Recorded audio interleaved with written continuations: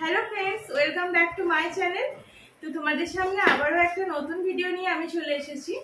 আর আজকের ভিডিওটাও কিন্তু 1 এপ্রিলের ভিডিও।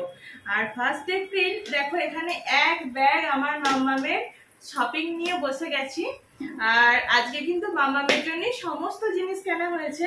আর এই যে একটা পার্সেল এসেছিল, এটাও কিন্তু মাম্মামেরই।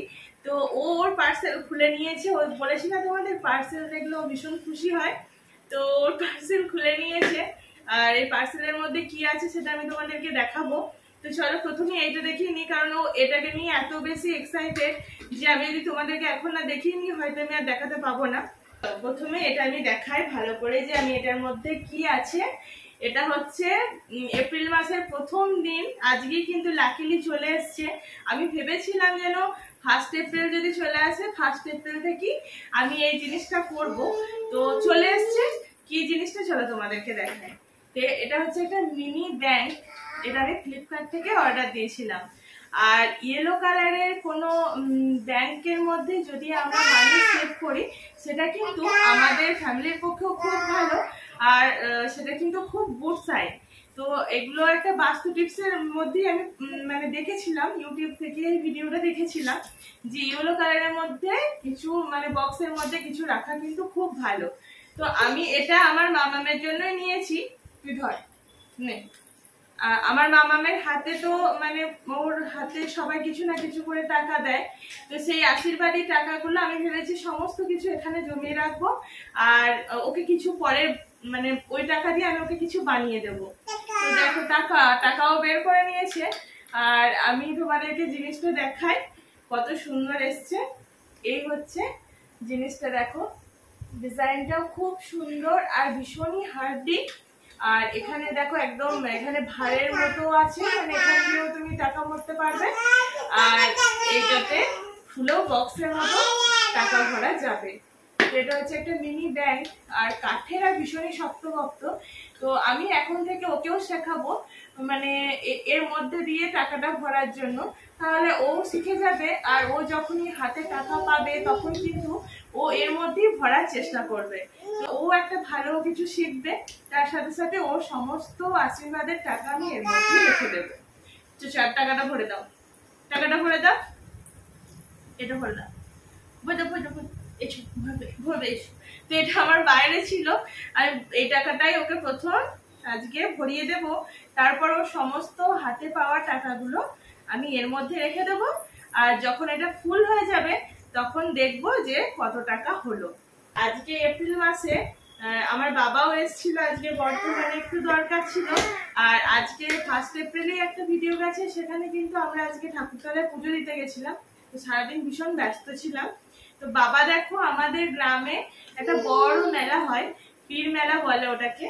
তো আমরা তো ছিলাম না, ওই কারণে বাবা অনেক কিছু খেলনা বাবা মা বুনি মিলে মেয়ের জন্য কিনেছিল। আর সেগুলো বাবা দিয়ে গেছে। তো এই যে একটা পুতুল দেখো, এটা দিয়েছে, খুব সুন্দর। আর এটাকে আমি নাম দিয়েছি পিঙ্কি। নাম আমরা পিঙ্কিকে নাও।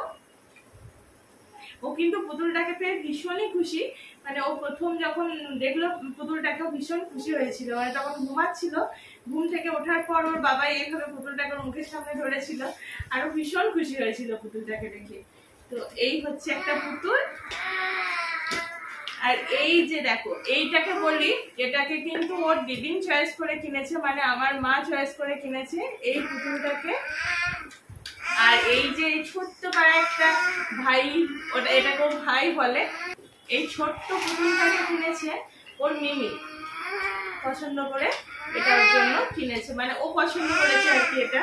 তো এটা আমি ভেবে নিয়েছি মিমির দেওয়া গিফট, এটা মায়ের দেওয়া গিফট। আর এখানে আছে ওর দাদানের দেওয়া গিফট। তো দাদান কি দিয়েছে চলো এবার দেখাই। এসো, তুমি সরে আসো, তুমি কোথায় চলে যাচ্ছ? তো এই যে ওর দাদান দিয়েছে দেখো এই ঢোলটা। আর এটাকে ও বইয়ে ড্রামের ছবি দেখে, সেখানেও কিন্তু এরকম একটা ঢোলেরই ছবি দেওয়া আছে, তার সাথে এরকম দুটো লাঠির ছবি দেওয়া আছে। তো এই কারণে ও এইটাকে বলছে ড্রাম। কি এক্সাইটেড! ওর দাদান মেলা থেকে থেকে চয়েস করে এই খেলনাটা ওর জন্য কিনে নিয়েছে। তো এই গেল খেলনা। আর এখানে আগে দেখিয়ে নি, এইটা না এবার। আর এখানে দেখো আর কিছু জিনিস আছে, এগুলোও দেখাই তোমাদেরকে। এখানে দেখো ইসার জন্য একটা হেয়ার ব্যান্ড আছে, আর এটা এখন খুব চলছে। আমিও দেখেছি অনেক বাচ্চার মাথাতেই, বেশ ভালো লেগেছিল। আমিও ভেবেছিলাম এরকম একটা পেলে কিনবো, তো বেশ ভালো। এটা ইসাকে পরেও খুব ভালো লাগছে, চলো একবার পরিয়ে দিই। কিন্তু দুঃখের কথা এই মাথায়ও কিচ্ছু রাখে না। আজকে ভিডিওতেও তোমরা দেখতে পেয়েছো, ওর মাথায় একটা হেয়ার বেল্ট পরিয়ে দিয়েছিলাম, সেটাকেও ওর টেনে খুলে দিয়েছিল। এই যে গলায় পরে নিল, ব্যাস ব্যাস। এটার মধ্যে থেকে এটা মানে খুলেও ফেললো। তো এখন যেহেতু বুঝবে না, আমি এটাকে গুছিয়ে রেখে দিই, পরে যখন একটু বড় হবে তখন পরিয়ে দেব, তখন ও নিজেই বুঝবে, তখন পড়তে চাইবে। তো এই যে এই একটা হেয়ার ব্যান্ড, খুব সুন্দর আর সফট আছে জিনিসটা। আর এই যে এখানে কয়েকটা গার্ডার আমাকে মা কিনে পাঠিয়েছে, খুব সুন্দর সুন্দর কয়েকটা গার্ডার। এখানে এক সেট আছে, বেশ কয়েকটা কালারের ছোট্ট ছোট্ট গার্ডার গুলো। এই একটা, আর এই রকম দুটো, এই যে এরকম দুটো, এই যে দেখো এরকম দুটো গার্ডার, আর এই পিঙ্ক কালারের এরকম একটা গার্ডার। তো এই সমস্ত কিছু গিফট আমার এসা মাম্মাম কিন্তু ফার্স্ট এপ্রিলে পেয়েছে, তার সাথে সাথে এই মিনি ব্যাংকটাও পেয়েছে। তো আজকে তো ওরই বাজার। এই গিফটগুলো কিরকম হয়েছে তোমরা অবশ্যই আমার কমেন্ট বক্সে জানিও।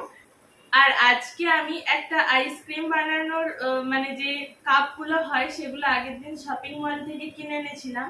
তো আইসক্রিম বানাবো বলে এই প্রথমবার তোমাদের দাদা ভাইকে দিয়ে সমস্ত কিছু আনা করিয়েছি। তো চলো প্রথম কুলফি মালাই বানাবো আমি, আর কিরকম হয় সেটাও তোমাদের সাথে শেয়ার করব। আর খুব সহজ প্রসেসে মাত্র 2-3টে উপকরণ দিয়ে বানানো কি করে যায় এই গরমের সব থেকে আরামদায়ক জিনিস কুলফি মালাই, সেটাও চলে তোমাদের সাথে শেয়ার করব। এই গ্রীষ্মকালে আমাদের কিন্তু সব থেকে প্রিয় জিনিস হচ্ছে ঠান্ডা ঠান্ডা আইসক্রিম। এবার সেই আইসক্রিম যদি হয় বাড়িতে তৈরি আর মাত্র 2-3টি উপকরণ দিয়ে, তাহলে কেমন হয় বলো তো? তো আজকে আমি বাড়িতে থাকা মাত্র কয়েকটি উপকরণ দিয়ে এই চটজলদি আইসক্রিম বানানোটা তোমাদের সাথে শেয়ার করব। তো প্রথমে আমি কড়াইতে দুধ গরম করতে দিয়ে দিয়েছি, আর দুধটা হতে হবে কিন্তু খাঁটি পিওর গরুর দুধ। এরপর দুধেতে পরিমাণ মতো চিনি দিয়ে, মানে যে যতটা পরিমাণ মিষ্টিটা খেতে পছন্দ করো ঠিক ততটা পরিমাণ চিনি দেবে। তবে আইসক্রিম ঠান্ডা হওয়ার পর কিন্তু মিষ্টিটা কম লাগে, তাই একটু বেশি পরিমাণ চিনিটাই দেওয়া উচিত। তো চিনি দিয়ে দিয়েছি, তার মধ্যে দিয়েছি 2টো এলাচ, আর তারপর আমি আমুল দুধকে ভালোভাবে দুধের সাথে গুলে নিয়ে দুধের মধ্যে দিয়ে দিয়েছি। এর ফলে কিন্তু দুধটা অনেকটাই ঘন হয়ে এসেছিলো। ঘন হয়ে আসার পর আমি এখানে 1.5 চামচ মতো কর্নফ্লাওয়ার আবার ওই গরম দুধের সাথে গুলে নিয়ে দুধের মধ্যে মিশিয়ে দিলাম। কর্নফ্লাওয়ারটা মেশানোর পর দুধের বাটারটা কিন্তু খুবই সুন্দরভাবে রেডি হয়ে গেছে আইসক্রিমের বাটারটা। দেখো কত সহজ উপায়ে আইসক্রিমের বাটারটা কিন্তু আমাদের একদম তৈরি হয়ে গেছে। এবার এই আইসক্রিমের বাটারটাকে আমি অনেকক্ষণ ফ্যানের নিচে রেখে ঠান্ডা করে নিয়েছি। তারপরে দেখো এবার আমি আইসক্রিমের শেপ দেওয়ার জন্য আমি এখানে যে আইসক্রিমের শেপগুলো কিনতে পাওয়া যায় সেগুলোকে নিয়ে বসে গেছি।